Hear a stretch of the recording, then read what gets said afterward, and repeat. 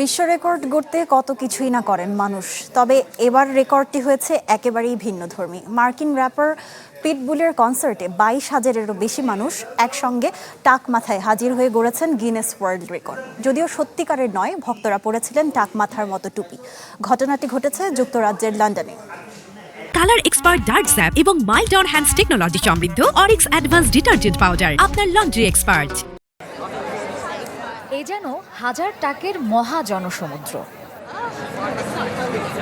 বাস্তবে সবাই টাক না হলেও বিশ্ব রেকর্ড গড়তেই এমন সাজ পিটবুল ভক্তদের।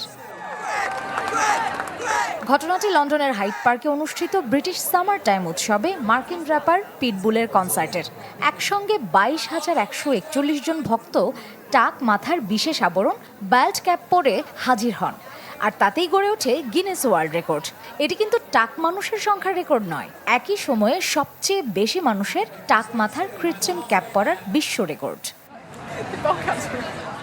শুধু টাক মাথাই নয়, অনেকেই পিটবুলের পরিচিত সাজও অনুসরণ করেন। সাদা শার্ট, কালো টাই, কালো সানগ্লাস এবং কৃত্রিম দাড়িগোঁফ পরে যেন সবাই হয়ে ওঠেন মিস্টার ওয়ার্ল্ড ওয়াইড। মজার বিষয় হলো, বাস্তবে টাক হওয়া সত্ত্বেও রেকর্ডের নিয়ম মানতে পিটবুল নিজেও কৃত্রিম বেল্ট ক্যাপ পরে মঞ্চে ওঠেন। পরে গিনেস কর্তৃপক্ষ তার হাতে তুলে দেয় বিশ্ব রেকর্ডের সনদ।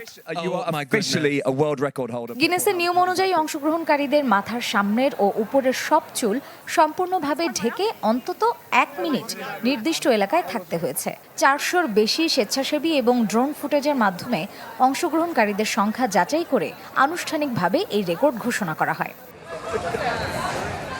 হাজারো মানুষের একই সাজ, এক মঞ্চ আর একসঙ্গে ইতিহাস গড়ার মুহূর্ত। সব মিলিয়ে পিটবুলের এই কনসার্ট এখন শুধু সঙ্গীতের জন্য নয়, অভিনব এক বিশ্ব রেকর্ডের কারণেও আলোচনায়। মার্জিয়া শ্রেয়া, চ্যানেল 24।